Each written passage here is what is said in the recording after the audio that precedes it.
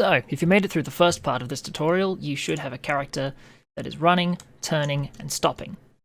So now let's move to the next part, this vault, where our character will jump up and vault over the top of this box and slide into another jump, and then jump up, and then land and recover.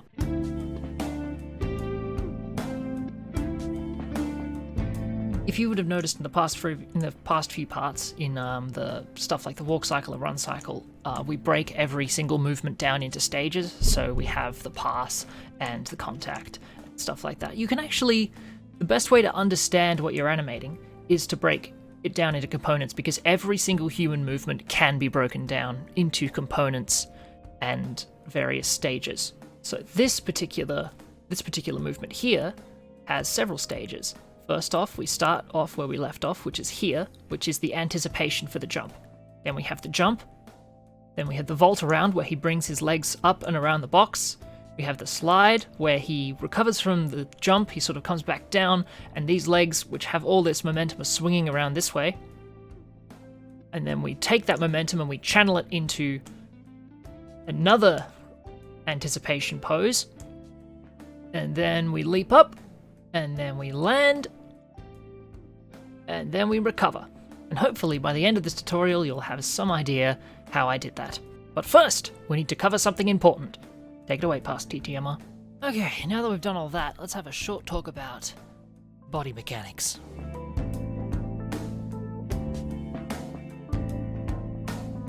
So by now you've probably gathered that animation is made up of poses playing over time, and you would be correct, but the human body doesn't really move between poses. In fact, nothing really just moves between poses. It doesn't slide from one thing to the next. There's a lot of other stuff to consider, and that is basically that any sort of body or physical body, it uses various forces to move, such as gravity and momentum, and body mechanics is how the body kind of acts and reacts and recovers from using these forces. I'll explain. So the way I've come to understand body mechanics is by putting motion into 4 stages. There's anticipation, action, reaction, and recovery. Or for short, Arr! Anticipation is what the body must do to build up enough force to carry out an action. And this is usually shown as say someone is about to jump. Just do it right now. Try to jump right now. What you will do is you'll start off here, and you will bring your hips down to more in like a kind of like in a base crouch position, and then you will leap. That's an anticipation. Doing this is an anticipation. What I was saying about like getting him into like a good anticipation for this jump here is because I want this to be an anticipation because he's about to leap for it. In case you don't, yes, I am recording this in the future. I've learned a lot of lessons making this thing. So an anticipation is usually a reverse to whatever the action is going to be. So there's the jump, there's say you want to move forwards, you always sort of move a bit to the back before doing it first. Anticipation is usually like a shorter, smaller, and quicker reverse action. Now, action is actually carrying out the action. It's moving from one main pose to the next, almost. It's really doing the motion in general. It's the motion you want. That's the action. And the reaction is how the body reacts once that action is complete. And it suddenly has all these forces to deal with that it's created through the anticipation and the action. And it's like, oh, where do we go from here? How do we deal with this? And the reaction is how it sort of manages that and deals with it. And recovery is the body returning to a neutral state once the action is complete. And this is usually quite a slow bit because there's a lot of stuff to sort of rewrite. It's like if people are sort of after action or reaction, they're sort of bent in a certain way, they're gonna have to sort of realign themselves or like pull back a bit to pull forwards a bit. It's like it's a whole thing.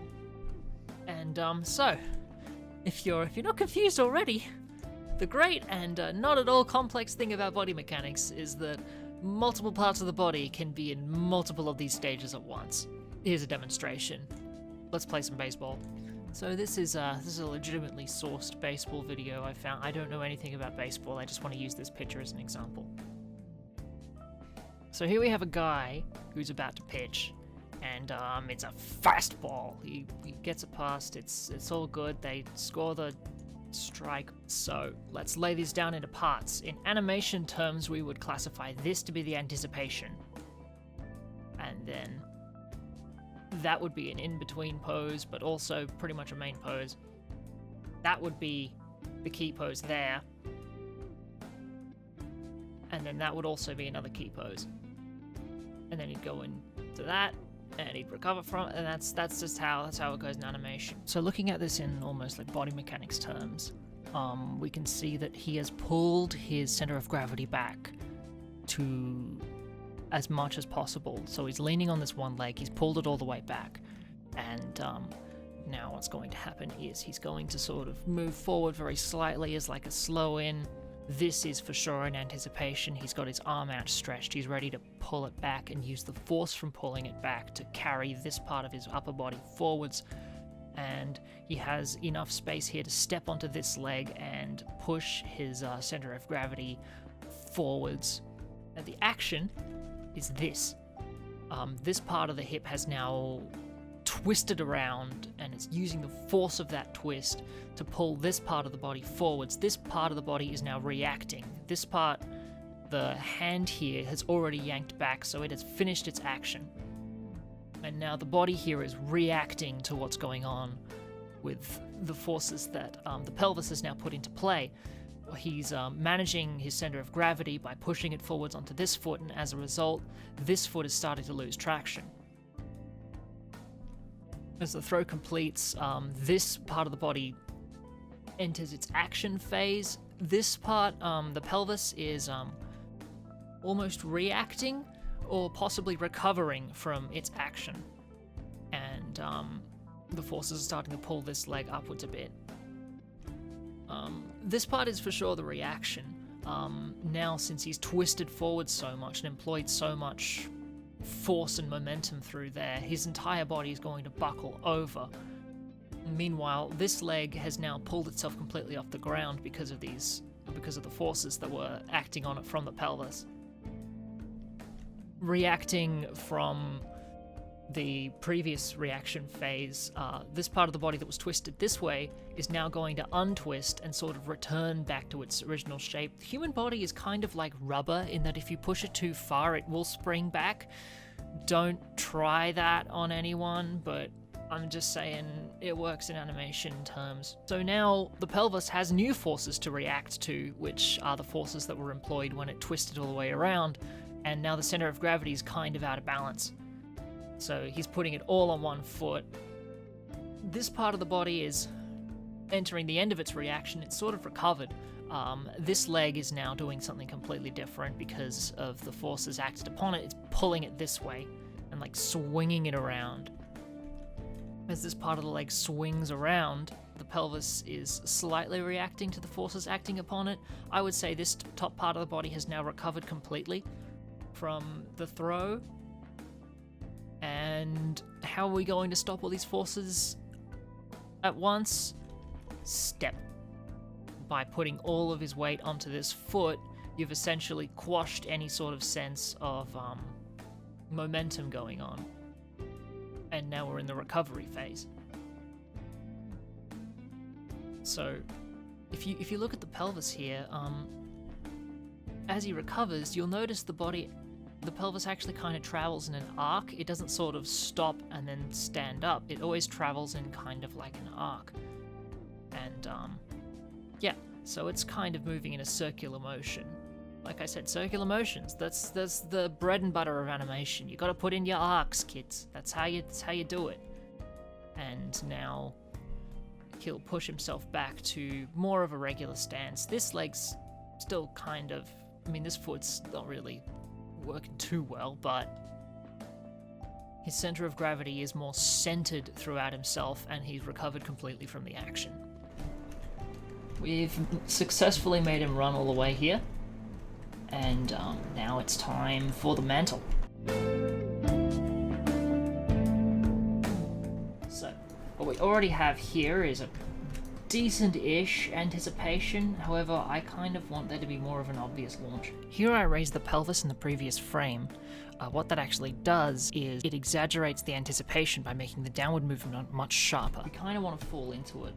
So what that refers to is using the forward momentum from the run and using it as part of the anticipation. So rather than the scout stopping and crouching, he proceeds to fall into the crouch. To do this, I make the scout crouch down earlier and then have a very slight rise up at the very end, which actually suggests the beginning of the action, which will be the jump. Here I take the hand controls and pull them down as well, and then... oh, and I might just do this really quickly. Let me just sort of add a bit of a down there.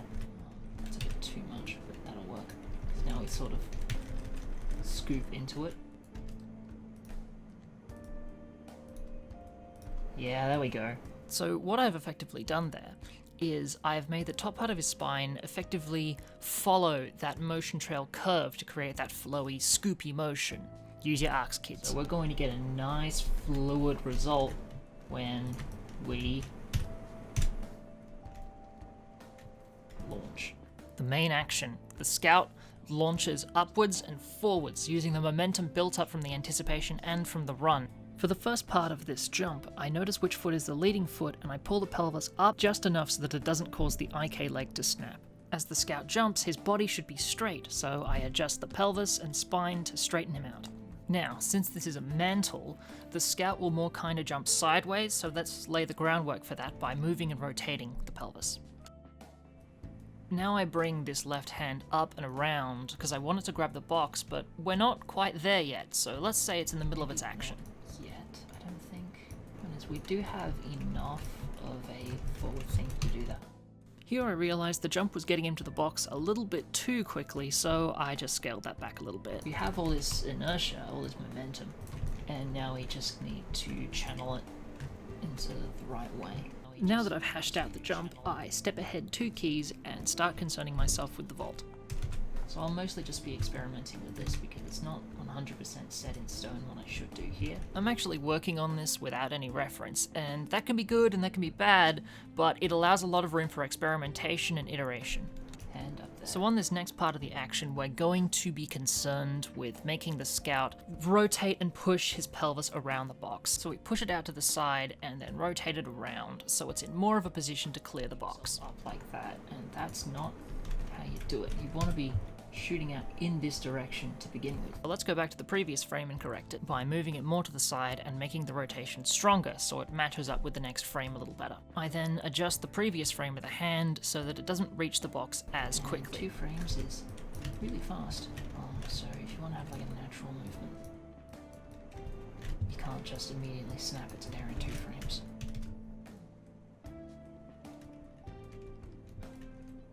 So let's ignore how fingers work for the moment. Right now we're just going to use this as our pivot point here for the scout to like swing his upper body around and clear this box here. So now I step ahead 3 frames and start doing the next part of the vault. What's the timing on my layout's already ahead? Whatever. When I did this in layout, I wanted this particular pose to be really spaced out and sort of hang the pelvis sort of sideways in midair while the legs sort of wrapped around the box. It'd look nice, it'd have a nice follow through. And at this point, we'll just have the hands slide. We'll put in various holds and stuff. Hold up. I mentioned something very important there and I didn't explain it, and those are holds. Now, a hold refers to holding a pose at a certain point in time, and during the hold, that pose doesn't move very much. This is a very, very important tool for animation, because animation is not only knowing how a character should move, it's knowing when and how a character, or parts of a character, should stay still. So, let's say for instance, I have 3 poses here of this heavy. He's sort of just looking down, and then he moves his hand up as if to say something, and then he thinks about it. But when you actually play through the animation with this setup we have, it looks like this. not great. But there's a pretty simple way to fix this, and that's by adding a hold here. We want him to sort of hold on this pose here before he moves to think about it. And there's numerous ways you can do this, but for this situation, the best way to do it, well, not the best way to do it, but one of the ways to do it, is to copy this key here, drag it to how long we want him to hold it for, and then paste. And because this is Source Filmmaker, it'll do a bunch of like strange spline stuff. So if we just, for the sake of argument, just hit 3 on these, it will now look like this. And we can, of course, refine that timing by changing the length of the hold. Let's say we want him to hold on this for a bit. So we'll simply take it there, remove the weird spline stuff, on both sides, and of course, if you want to really, this gives a good base point for us to start sort of refining it. But if you want to really simplify it, just hit those, make them all linear, which is 2, make them all flat tangents, and then it'll look like this. And you can see from there, you can start changing your timing and the way you want things to play out. Holds are extremely important, and then from there you can also go in and start refining things, add in your slow in, slow outs, a bunch of other stuff. But yeah, holds are essential, and I use them a lot in what's coming up in this tutorial. So yeah, holds are pretty essential to timing out your movements, your slow ins, your slow outs, how you want things to play out, how long you want things to stop for, and without them, they just kind of look floaty and horrible. We'll put in various holds and stuff to make that a little more sensible, I guess. And I'll just put in a thing with his shoulder, so I'll take that back even more. About that.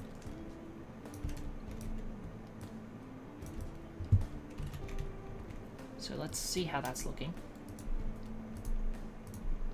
It's almost kind of slow. No, that's very slow, actually. Make that a 2 as well, actually. No, actually, I might wipe this out and make that a 3. When I'm animating, I do a lot of on-the-fly retiming, if things are going too fast or too slow. When I was talking about 2 and 3, I was actually referring to the amount of space between each keyframe, with there being 2 frames between a keyframe, meaning it's a faster movement, and 3 frames, meaning it's slightly slower. Now notice it's kind of weird that he suddenly shoots off in this direction, so what we might do here is, we've got an anticipation for the up, but we might put an anticipation in for the right. So we'll just have the body shift itself to the side, keep shifting, maybe have a bit of a rotation in there. Because anticipation is very important, not just so it makes actions make sense, but also so the audience can comprehend various actions. It's very easy in animation to do things very suddenly, and anticipations are a very good way of balancing that out, even if they are quite quick. Because before, if we just had this dude go from here and then suddenly like launch himself sideways, we're just like, what? How did he do that? But now we've got that. See, he bends himself that way and then shoots himself that way. So I wanted to accentuate this particular pose. And I'll accentuate it by slowing down his movement for just a few frames that will just allow him to sort of hang there in that pose. So I move forward in the timeline 3 frames, and then I just very slightly move him forwards. We might actually push ourselves down a bit here, because we've already cleared it, so we can start moving into the next point. See how that looks. Oh, what I might do here is, instead of doing that, I'll actually have this launch off to this side here. The scout will like push himself around with the arm instead of like his momentum.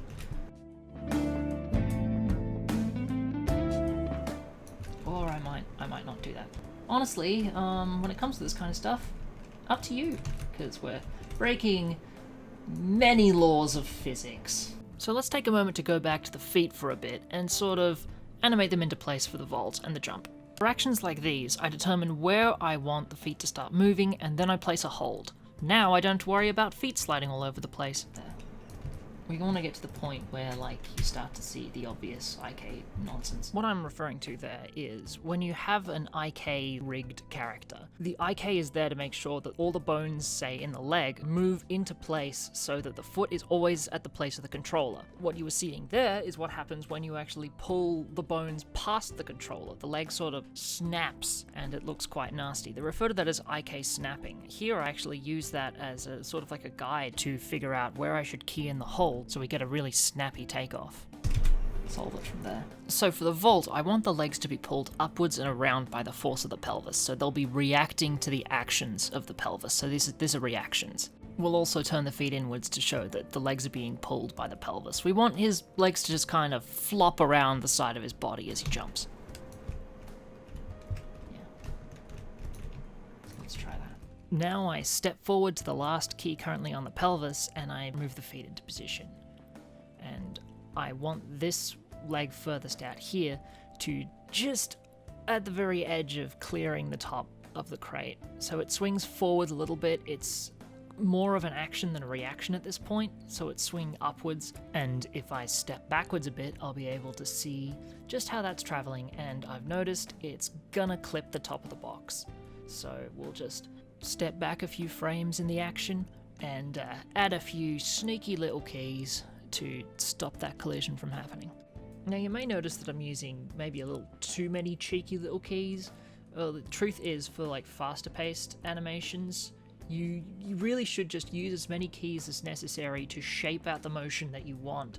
So I was going back through that and sort of shaping it out so that the leg would hit the top of that. I would not recommend using that many keys in slower paced animations because that can be disastrous. But for faster paced animations, you can get away with a lot more. This back leg here, I want it to still be kind of pulled by the pelvis and also the other leg, just following it slightly behind so we get that nice looking offset animation. So let's see how that's looking. So it swings his legs over in kind of a nice way, but also there's like a bunch of momentum there that doesn't actually exist. So what I think I'm referring to there is the fact that the legs seem to be traveling almost too slowly to have that power to clear the box in the first place. So my solution is to move the legs up a bit further so that they travel a further distance in the same frame time, making the action faster, giving them enough speed to clear the box. As I pull this leg out, notice the motion trail. The green dots represent frames, and the space between them represents the velocity of the actions between them. So checking your motion trails is an excellent way to see how fast your actions are. And I'm going through and deleting all the previous work that I just did, and that's okay, because once again, it's 3D animation, you can change anything. It's all a process of iteration and understanding. So let's see how that's going. Already you can see a pretty significant improvement in just how believable the animation feels, but I still think that that leg kind of comes out a bit too much. So the next thing that I'll do after I just slightly adjust the initial pose is just pull this in a little bit to create a nice arc, like a nice arcing motion as the leg travels towards the edge of the box. Have that go like that, out like that, and then maybe if I push that in more, that would look a little bit...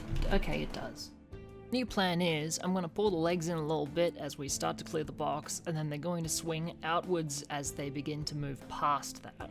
So we've got all this space right around the box there to swing the legs around. Just cutting off the top, and that's good. I can sort of do a thing where that follows it. Not as fast. I can have that sort of trail behind the rest of it. That'll look nice. I can angle that so that's going from the position of the motion trail here. Fun rule of thumb, or not really a rule of thumb, but just like a little tip.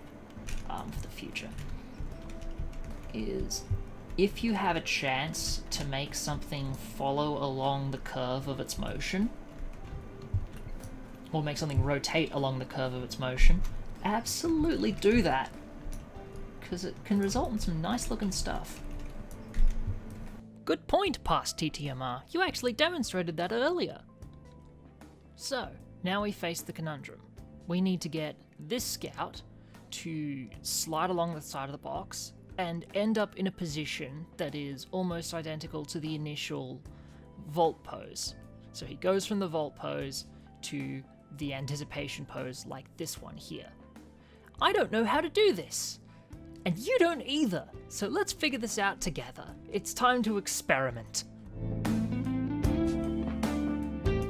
I'll move the scout forward about 4 frames, so he's just sliding along the top of the box, and as I'll do that, I will rotate his body backwards a little bit and to the side. Let's see what kind of gods we can anger by doing this. Me, you're angering me. Alright, so a lot of this is going to be iteration stuff. A lot of it will not be final, it's just experimental stuff. I'm going to speed up quite a bit of it. I do get stumped fairly often in this, so I try multiple approaches. So, as the body moves forwards, I make the hand kind of turn with it, and then I fix up the shoulder to make sure that arm is a bit less balked. And as I sort of readjust it, and as I'm playing back, I notice something pretty bad. Now what I've done is I've essentially lost this pose. This one here. Because I moved directly into the slide from the previous pose without leaving any space or holds, I lost it completely. And since I want that to be a key pose, let's go back and make that stand out a bit. So I push it up and rotate it a bit to sort of exaggerate the pose, to set it apart from the rest of the animation. Then I go forwards a few frames and I pull the pelvis back a bit so that it's traveling less distance over more time, which if you remember from the first tutorial means it's going to go slower. And we want it to go slower because then if it goes slower amidst all this fast-paced stuff, the audience is going to pay more attention to it. The key to appeal in animation mostly comes from the timing. All good animation has a rhythm to it, sort of like a roller coaster.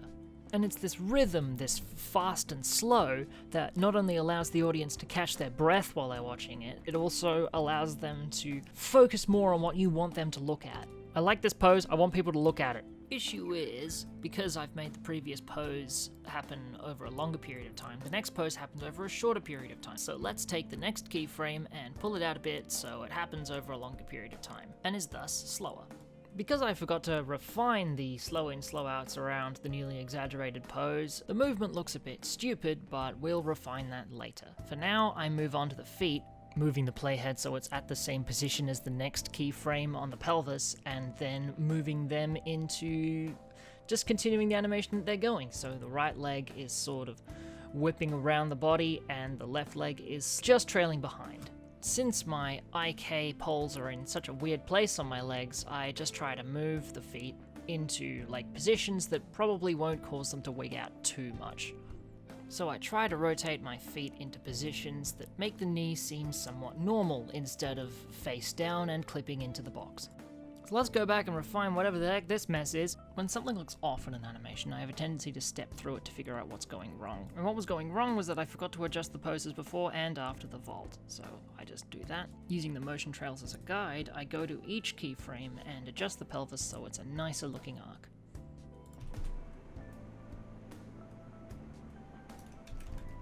But it's not over, because by not adjusting the rotation of the poses, I have summoned a demon.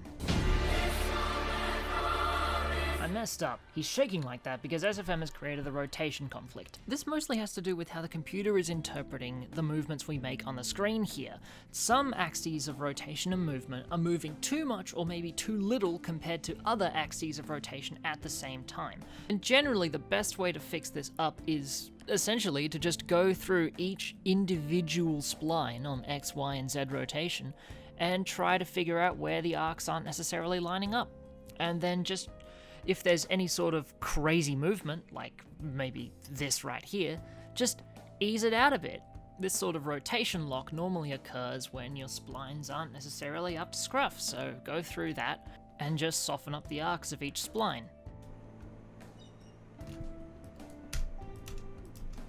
I mean, I've lessened it, but it's still kind of there. So for now, I haven't really fixed it, I've just reduced it. If you can't get rid of it, the most you can do is just reduce it until you can figure out what is the real cause of the problem. After playing through the animation another couple hundred times, I come to the conclusion that maybe we could hold on that vault pose for even longer. You know what, I think I'm just gonna throw caution to the wind and try to make this... I want to make that last longer. Selecting all the controls on the character, you can select all the current key poses in the animation you have, and you can make massive timing adjustments with little risk of messing up. By selecting all of the keyframes just after the vault pose and then pulling that out, I'm extending the holding time of that pose. Using this method means you avoid messing up the timing of the later poses.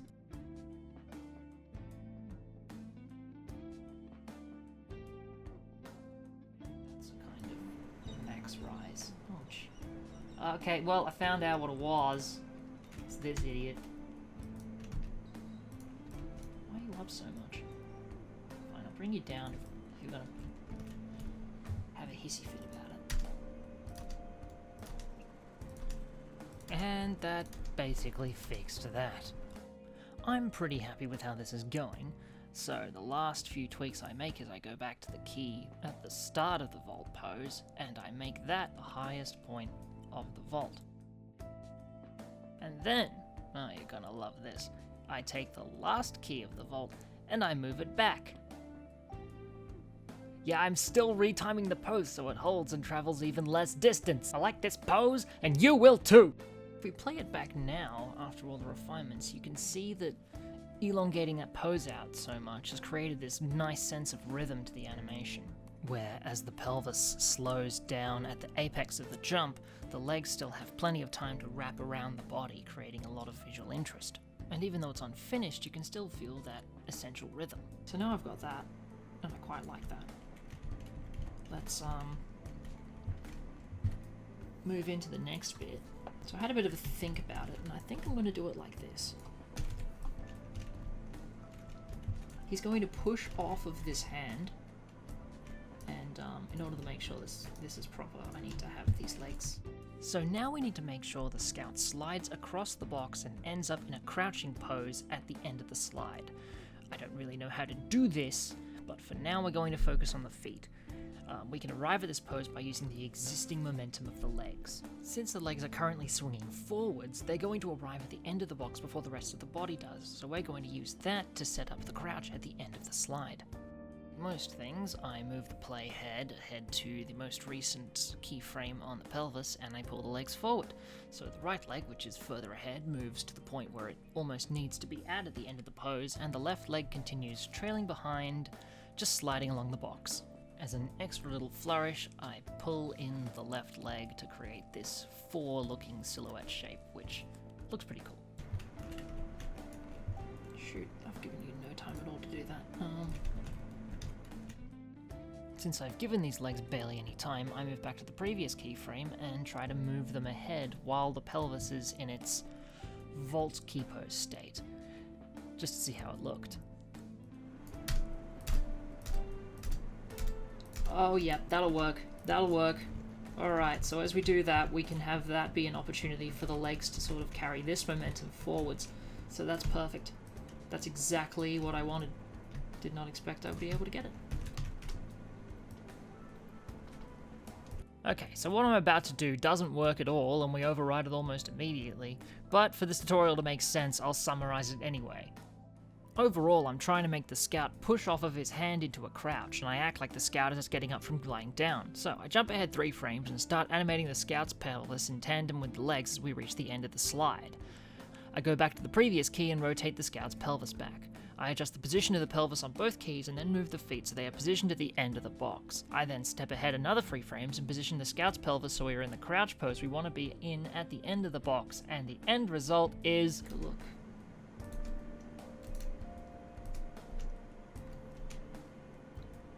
Alright, this needs a lot of cleanup.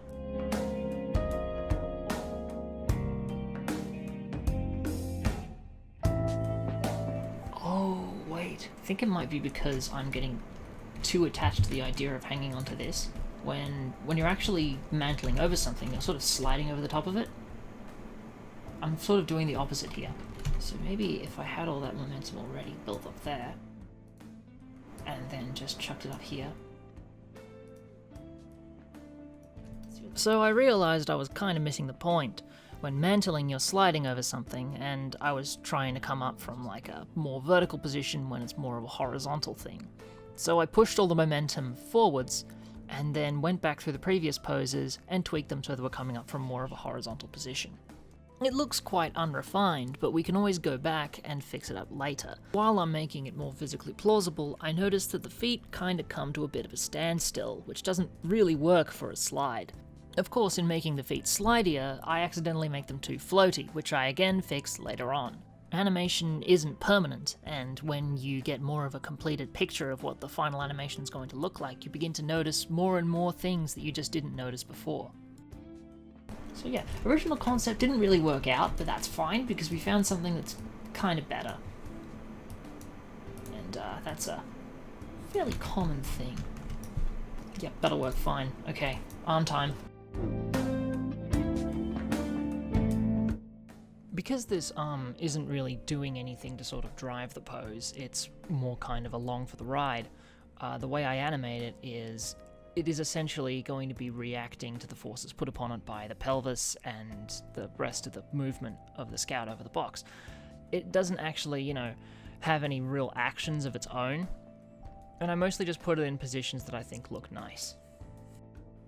And the way I animate these hands isn't actually very consistent. I'm mostly stepping forward to random points in the animation where I want the hand to move to, and then I just move it to that position. And then later on, when that's done, I go back and I check with the pelvis, where the pelvis keys are, and I sort of line them up so they're a bit more consistent. So it's very fast, very loose, not very structured. It'll be a little bit floaty, but we can go back and we can change things, add in more keys, add in more movements to sort of flesh out the animation. So I'll be angling down as we're doing this. Oh, that's not consistent at all. Ha, whoops. Oh dear. Okay. And that's what I meant by consistency. Notice how that one key on the arm wasn't on the same timing as the pelvis? By moving it forward one, that one key now happens on the same frame as that key on the pelvis. And overall, that results in a much more organized animation. I learnt this maybe too late, but having just a set number of keys that all sort of happen on the same timing is so much easier to adjust and fix than an animation with a bunch of keys all over the place. Some more stuff, so maybe this one will be raised a little bit. What's that? And now he's got all this. It just kind of slides.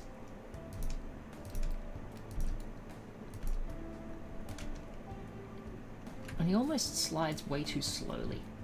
To fix this, I'll go to the end of the slide and grab all the controls and pull them all back so it happens faster. Since the keys on the feet and the pelvis are on the same frame, pulling that key back when you have all controls selected will pull both of them back, so you don't have to worry about mistiming or anything along those lines, which is why it's important to have your base keys on the same timing. Alright. Now we may have a slight issue with our overall speed. Like, we hang way too long here. But we could fix that relatively easily by making sure that that's actually more distance is traveled along here.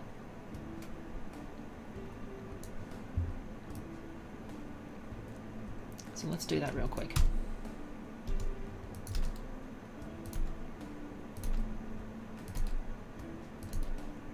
Yeah, there we go. So yeah, if you want to make like adjustments to your overall position, grabbing the affected IK handles is really good for that. Grabbing it all and moving it all at once. Actually put that a bit further this way. There we go. And I think we stopped a little too weirdly, so. The reason I thought that looked weird was because when you have all the momentum that we now have from the slide and the vault, just stopping in a perfect crouch looks a bit strange. It makes more sense for him to sort of overhang a little bit. He doesn't need to stop his momentum, he needs to keep it going as he springboards off the end of this box. So I'll do this hand now. The pelvis and feet look okay for now, so let's go back and do this hand. That's clipping through a lot of stuff. So I suppose we can probably fix that up as much as we can. I'm not going to be doing a lot of focus on like finger animation stuff because it's really more about the motion rather than the polish. Also, if I was going to do polish, would be here for hours. Since this hand is mostly just following along the body as it slides along the box, all we really have to do is make sure it ends up next to it in a natural looking way. Moving forward to a suitable point in the timeline, I just pick up the hand and move it forwards, then I go back through the timeline and I realize that it's done some strange stuff, so I just very quickly put in a key there just to make sure that arm remains outstretched. As is the natural order of things, our IK poles for our elbows are now stuffed up. So I go back a bit in the timeline and press M to make a key, which will create a hold, and then I just go forwards and rotate it to a more sensible position.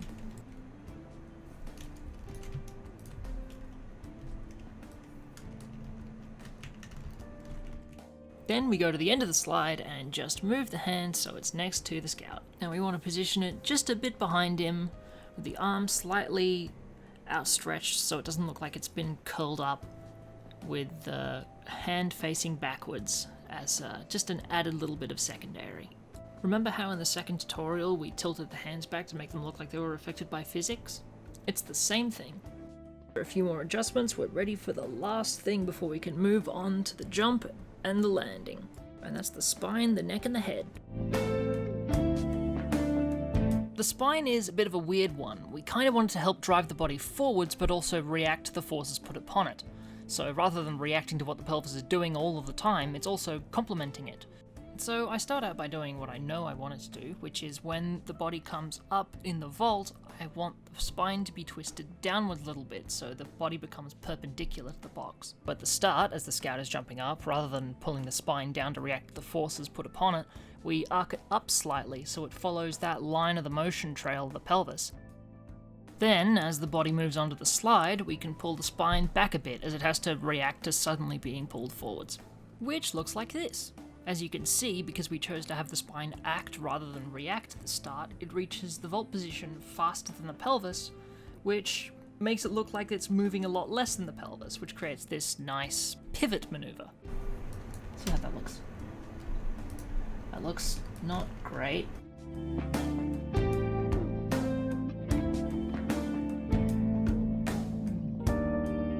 Yeah, so as it turned out, the reason why the spine was sort of doing that actually had to do with the pelvis. The pelvis was rotating to its final position in a very erratic and in a very quick way. How I fixed it was I went back through the previous keys and then just adjusted the rotation a little bit so that it was moving to its final position in a more gradual way. I also pretty much removed all the weird rotation that was going on the y-axis there. Once we made the spine rotate a bit more gradually, the end result looked like this. My footage on the pelvis wasn't really the best demonstration of it, but you can usually spot like an unintentional thing like that with the graph editor pretty easily, so if something isn't really looking too well, a quick check at the graph editor will tell you where you need to fix it up. Now you can see the spine animation I wanted to have happen. See, notice as the pelvis goes up, the spine is getting pulled slightly behind it, quite similar to how the hand is pulled back by the arm going forwards in the walk cycle. I love putting overlapping in animation, as it really helps to sell the physicality of it. When playing back through the animation though, I noticed the feet look a little bit floaty, so I decided to fix that up. Maybe this leg should already... No, it should already be there, so let's put it already there. Because that's what's gonna give him the leverage to sort of push himself up. Like that. Yeah, because his body's sort of coming into contact with this. As it reaches here, it's coming into contact here and it's stopping. And that is in itself going to like force his body up to stop it from like folding in on itself. And just to enhance that, we can make it do this. So it's like pushing outwards and then Can we just stop? Never mind, that looks stupid.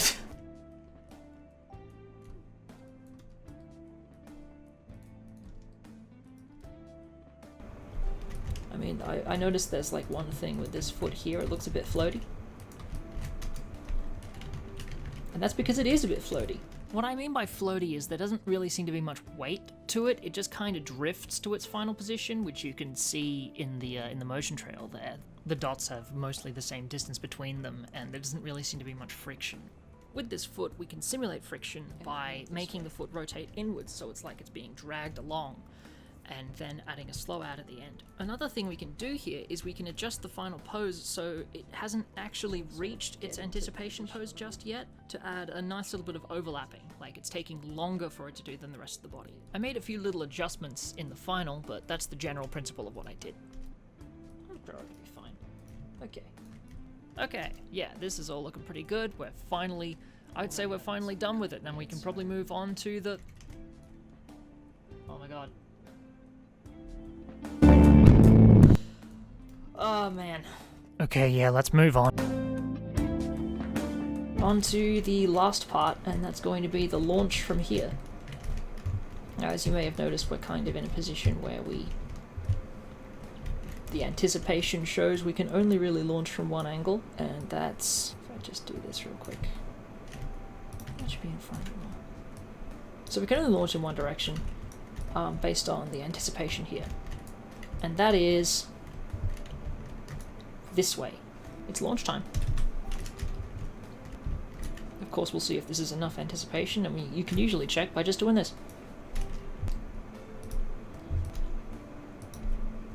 So, as you can tell, the anticipation looks a bit stuttery compared to the sudden action.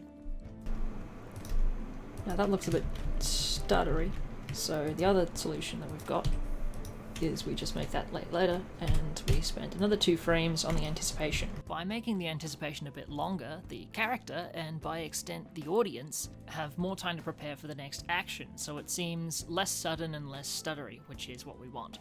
And now that's going to be enough of a down for the launch.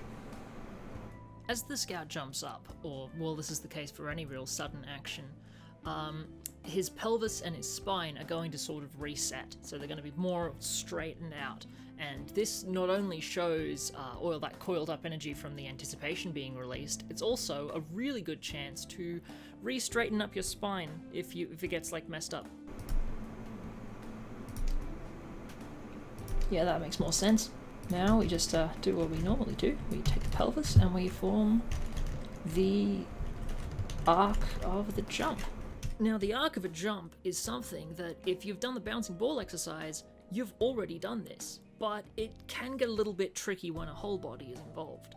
And as I'm putting these keys in, I'm just going to the side and making sure that no weird sideways motion occurs.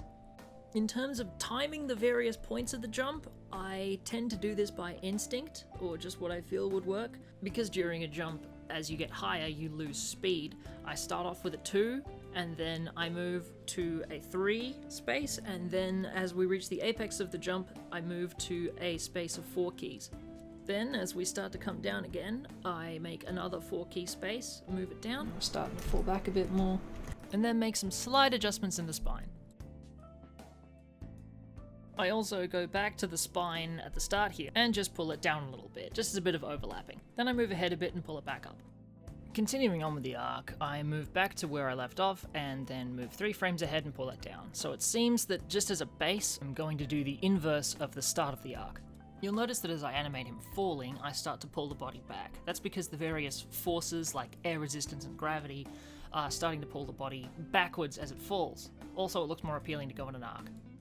Now, you may have noticed something weird about the tangents.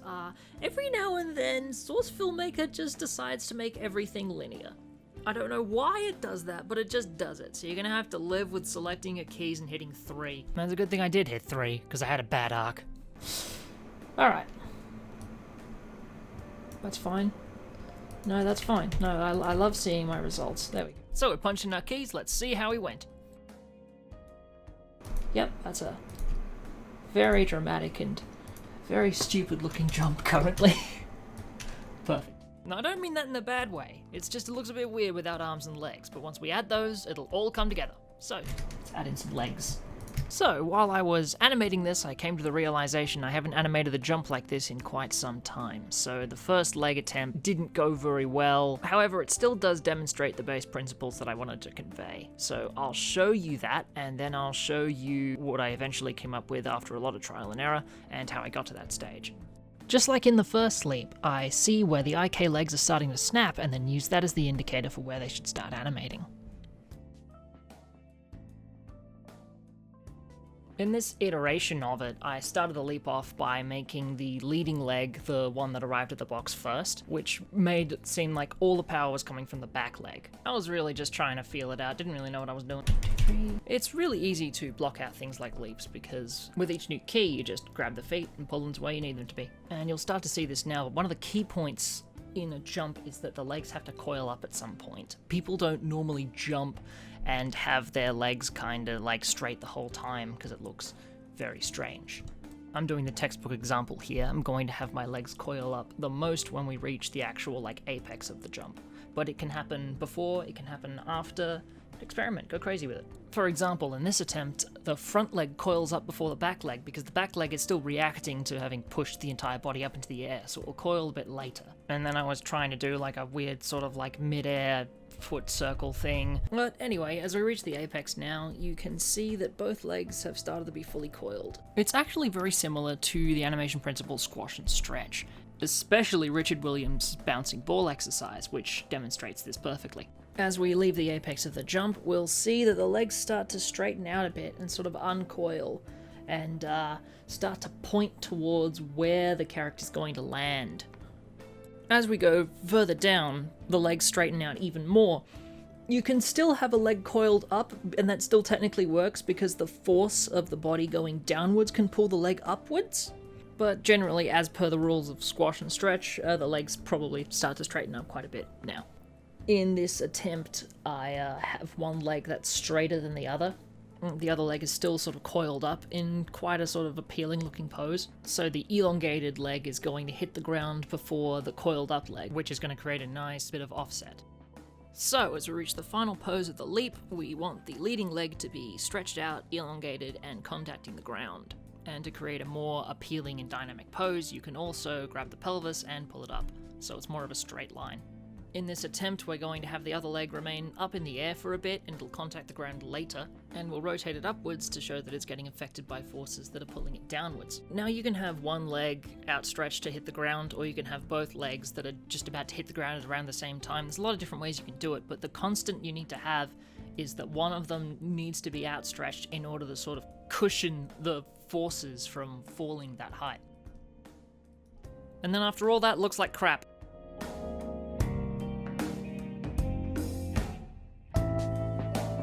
So in order to fix this up, I noticed a few issues with everything going on. For starters, his pelvis was traveling in one direction, then changing direction in mid-air, which is something people can't usually do. So just going through each key and fixing up the trajectory of the jump was hugely helpful. So in the successful attempt, you'll notice that at the very start, both legs are sort of outstretched and springing out from the end of the box. And as I move to the top of the apex, I pull the legs up, sort of like an Attack on Titan type jump. Then, after a few adjustments to fix up position and rotation to make it look more natural, we move to the next pose, and I start off by coiling the legs up a bit, and then I start shaping out the pose and sort of extending the leg again. So it looks like it's more naturally coming from that coiled up pose at the apex, but we're starting to move into the end point of the leap. Not much about the end of the leap actually changed. You'll notice I still have the leading leg sort of elongated while we have the other leg that's sort of coiled up. So this is already looking a lot better. But something about it still wasn't really sitting right with me, so I decided to go through it and noticed that these legs were they were too extended. So I tried coiling them up a bit after the initial extension, and I seemed to like the result. So we went with that. So now let's do the arms. Some arms. So in this shot, the arms probably aren't going to do much, they're mostly going to be reacting to the jump happening around them. Especially at the start of the jump, where we want the arms to be as straight as possible because they will be essentially reacting to the thing that they're attached to, suddenly shooting up into the air very quickly. So the arms will almost fully extend before they're allowed to react to the rest of the body doing the leap. Here's a way to think of it. So if you're like attached to something that is moving very quickly, you'll get pulled. Like imagine you have like a rope. You have like a rope attached to, I don't know, like a horse or something, and you spoke the horse, and the horse is taken over across the plains. The rope will reach its tether before it hits you. Like you won't suddenly start moving with the horse. So yeah, that's the cowboy tip of the day. I think that this will have just start to recover now. Okay. Because now the arms have well and truly gotten the message that they're in the air. So now they're kind of being pulled up. So yeah, now that the arms have reached the end of their tether in the previous pose, all of that energy from the leap is going to travel down to the arms and the hands, and it's going to give them the same upwards momentum that the rest of the body has. What to do with the shoulders? But those should return to normal. And once again, I'm setting a hold at the very start of the leap, and then just resetting whatever weird rotation is on the shoulders. As we reach the top here, I want to have the arms kind of come up like this. Once we reach the apex of the jump, we'll start to have the arms raise up just a bit more and then start to straighten out. Since those upward forces have mostly dissipated, we can have the arms just kind of hang in midair. And now as we go down, the arms are starting to get the message the horse is starting moving. The arms are starting to get the message that they're still attached to it, but they've got to move with it, but not immediately. So they'll sort of hang in space for a bit, and then when this happens, then they have to move, and they'll probably move like this. Now the body's really falling, so we'll pull the arms upwards and outwards a bit while moving them forwards. As before, grab both IK handles, pull them to where you want them to be, and then just shape out each pose individually. And we'll use the rotation on the hands to show the forces on the arms. That's like the basics of a jump. And then for landing, we're going to be in our most extreme pose because we have all these forces of gravity on us right now, and we're well and truly at the mercy of the force. Since this is the fastest the body will be falling during the leap, the arms will be pulled back quite significantly. You could almost say this is like the start of the leap, where the body's moving at like a similar velocity and it has a similar effect on the arms. While we don't want them to be pulled back to the point where they're straight, we still want them to be pulled back quite a bit, and we'll reflect that in the rotation and the position.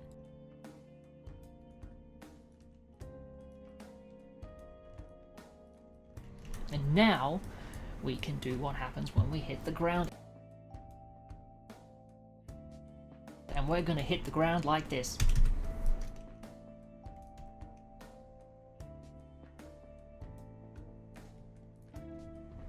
Yeah, I should move that out a bit. Yeah, I should. This is also going to hit the ground. It's going to hit it hard. So we've got something to roll onto.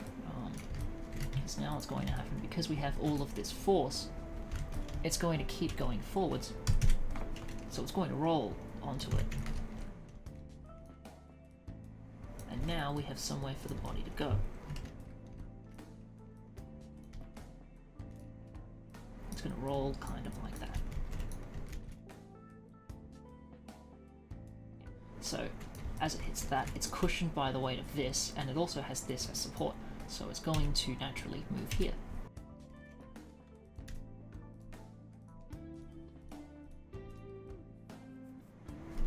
You might think, well, that's That's a bit of a soft landing, and you'd be completely correct. So let's change that completely. I rotate the body forwards more and then backwards on the previous pose, which exaggerates the rotation. Exaggerating the rotation here, I'm adding more impact to the landing. Rotating the body back before landing indicates it's still being affected by the downwards momentum before the force from the landing causes the body to lurch forwards.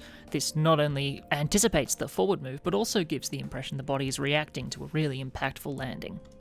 I think it just comes down way too slowly. Yeah, that's way too slow. Let's make that a 2. There we go. But we've still got all this force. Where is it going to go? In a situation like this, you just kind of want to wing it. So let's just say, alright, no, stuff it. 3 more, you've stopped. But you just have this rotate a bit more inwards. What I do here is a recovery. You'll notice that it curves up slightly. That's because it's recovering from both the downwards forces and the forwards forces, which curves into an arc. Everything's arcs, kids. That's where the body stops. We'll probably push it down a bit more.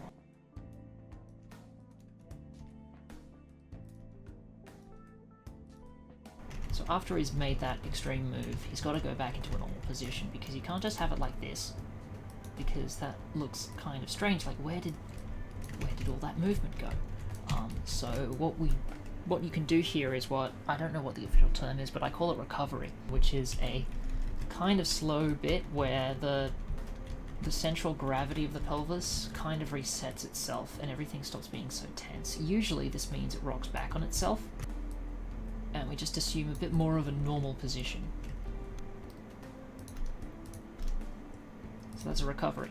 Of course, it's a pretty rudimentary recovery, because what I prefer to do in this sort of situation is I still want to have him like stand up at the end, because you saw the layout dude sort of stand up, as in he stopped clipping through the floor and floated up onto his feet.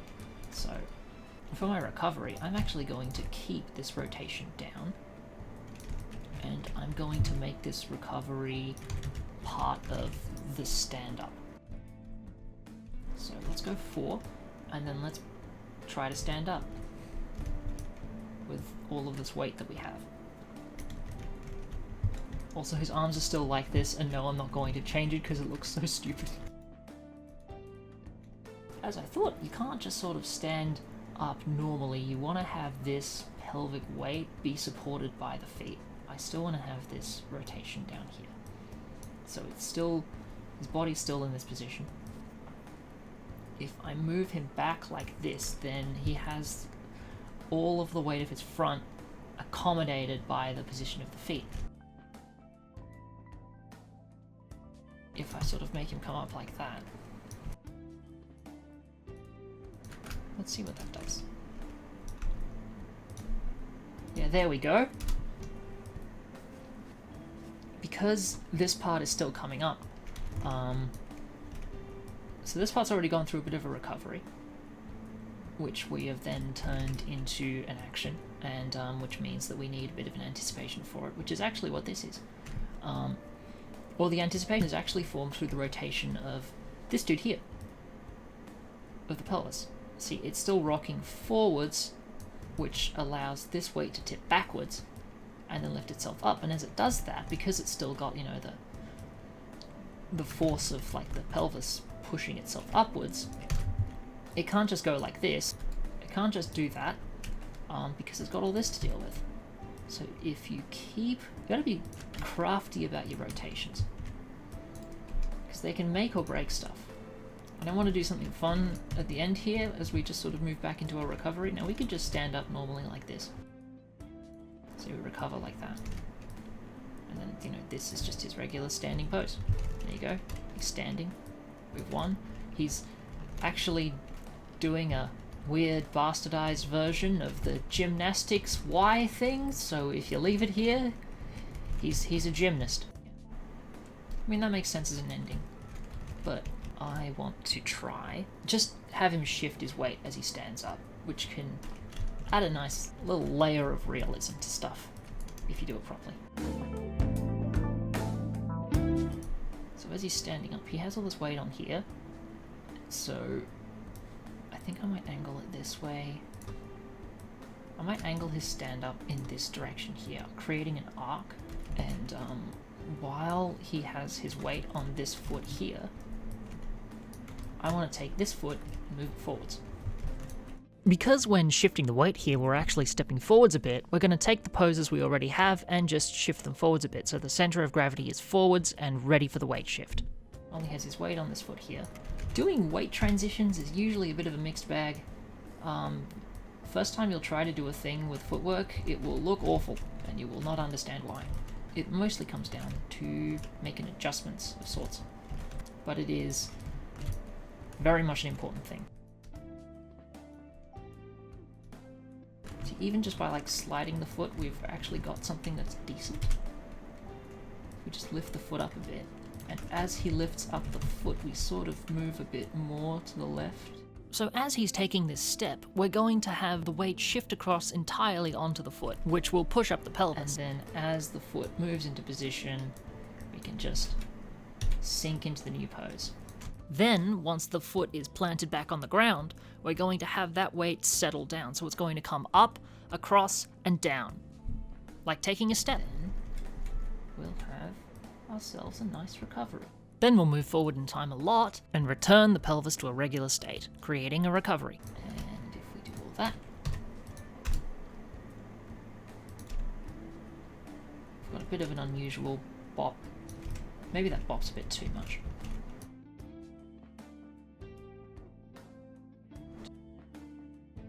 The core motion is done and it looks alright, so let's do the rest of the body, starting with the spine.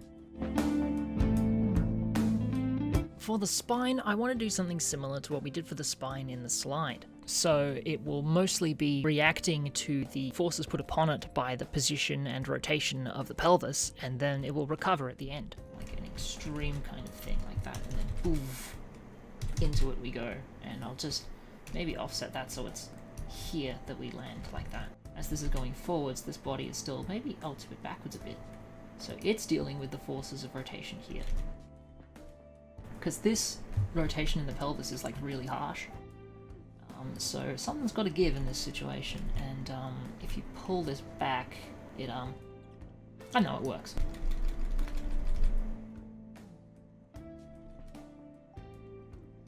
Maybe try to equal it out. I don't know. Sometimes when you're animating, you can seriously mess up the rotation value of stuff, and that's why it's always good in the middle of stuff like recoveries and such to have a bit where you just return things to normal. It'll save you a lot of headache in the future.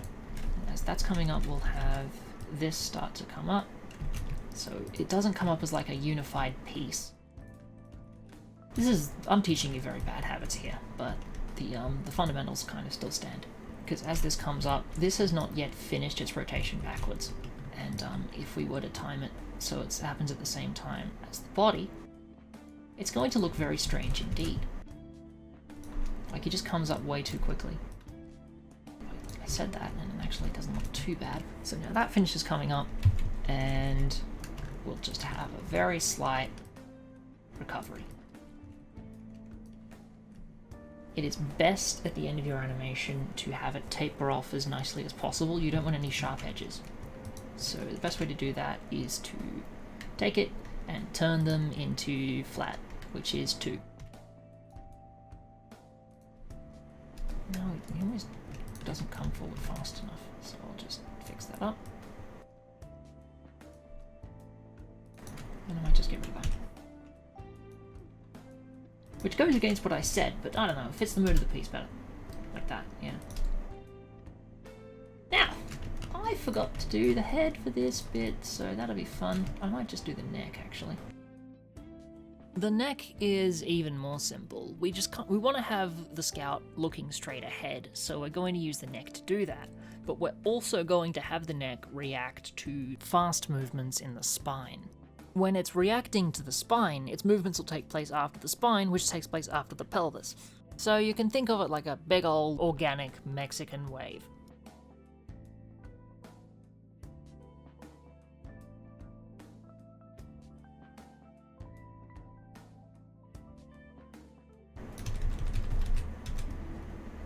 recovery.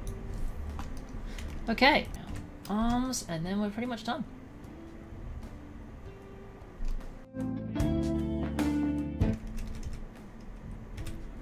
So as we come down here, these arms are going to go a little bit nuts. They're going to be like, God damn, what the heck just happened? As the rest of the body lands on the ground, the arms will still kind of be traveling at the same speed. They'll still be falling, but they'll stop and come to a rest later than the rest of the body has already come to a rest.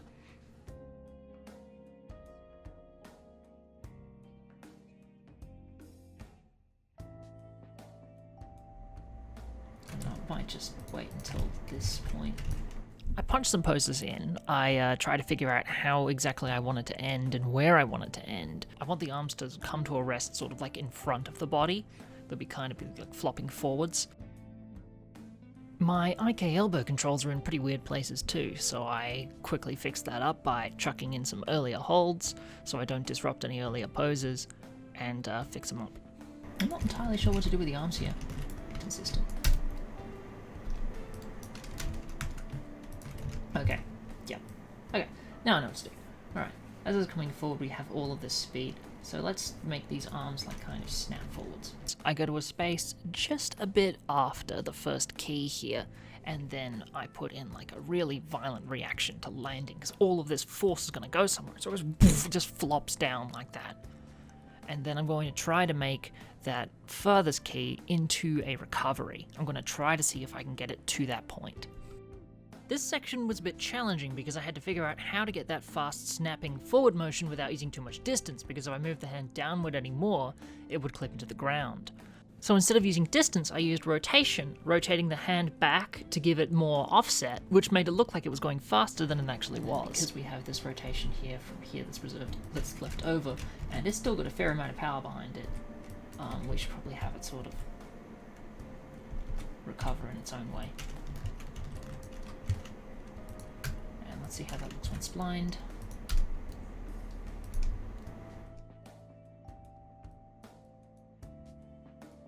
I retimed the keys to be closer to one another, which of course meant they went faster, and that seemed to help quite a bit. Animation is full of these fun little challenges that pop up where you have to figure out how to get from A to B, and there's no real clear path on how to do it, so it mostly boils down to experimentation, retiming, and certain elements like that.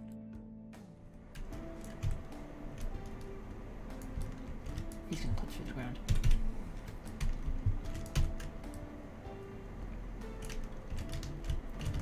So yeah, I kind of want to get that sort of hand-shocked kind of like hand movement that happens when a fast thing occurs, but I don't think I'm going to get it, so I'll just make a basic arc here as well as a basic recovery. It's not going to be great.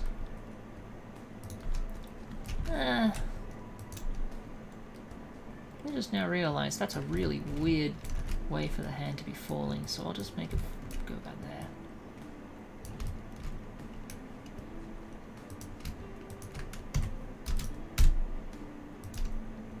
Yeah, that'll do for that one. When standing up, the arm is pulled upwards by the body, but it's not entirely pulled upwards. It still has control. The hand reacts slightly to where it's being pulled, but overall this is an excellent chance to return to a neutral position. If you're using an IK rig, this means you have to keep the arm straight whilst also stopping it from snapping. What I'm doing right now, going through and just haphazardly adding keys, is stuff that you shouldn't be doing. You should be looking back at this and going, right, okay, what frame can I match this up to? Here I stop for a bit because I notice the shoulder isn't really looking too great, so I go back, I make a hold at the end of the fall. Oh god. And then I just pull it back into a bit more of a neutral position, so we've got a bit more of a nicer position to settle back into.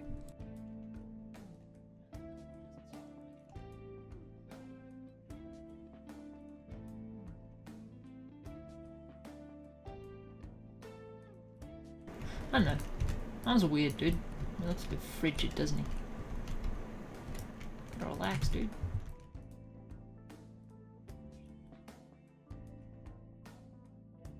After the adjustments, I'm still getting IK snapping, so I find a good time corresponding with an existing key and reduce that snapping a little bit.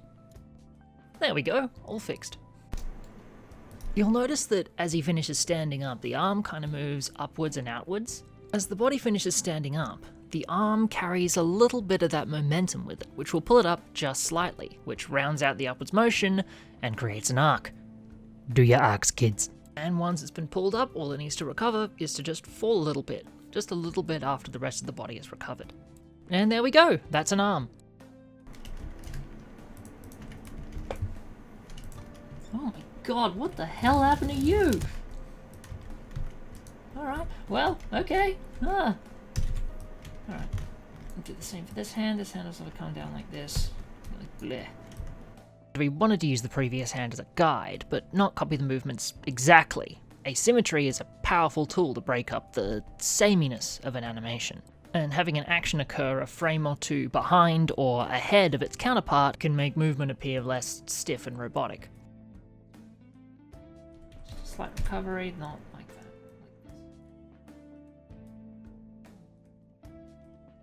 See, even though I can't really see them because I'm in linear hell, I'm trying my hardest to find and make arcs or even spirals, just circular motions.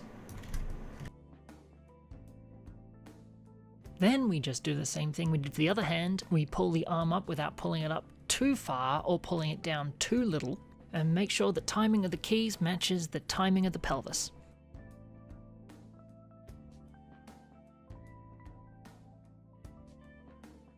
Because it's also carrying that energy from when the body stood up, we need to pull the arm up a little bit and a bit to the side, and when it recovers, it'll move down and shift a bit to the side, which the body's moving to, and then settle. We'll introduce some asymmetry by just pulling some of the frames back a little bit, so they don't happen at exactly the same time as the other hand. We just had the hand sway a bit to the left, which isn't really a neutral ending, so for the recovery we'll have it sway back the other way very slightly. And we're done. There you have it.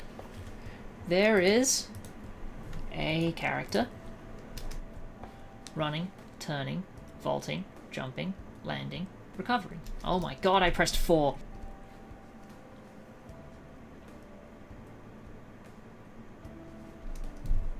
So I guess I'll go through and I'll improve the camera work a bit. So thank you all for watching. This tutorial has been a long time coming. This particular one was extremely daunting because it's such a huge step up from what we were doing before. We were doing walk cycles before, now we're doing this. Anyway, next up we're doing dialogue, we're doing performance animation. So you better get excited, you're referencing yourself again.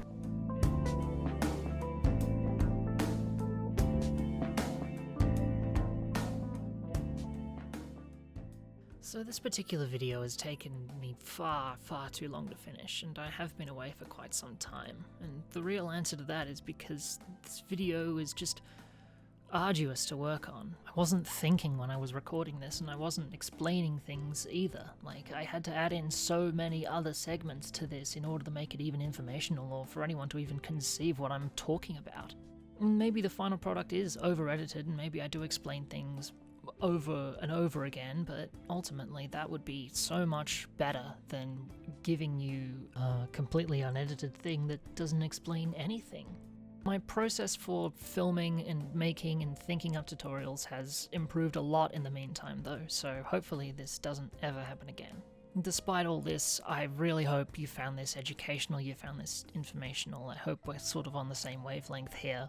Thank you so much for watching all the way to the end. I didn't realize that these tutorials would get as big as they were, so the level of quality kind of has to go up along with that. So thank you for watching. I'll see you in the next one. Peace.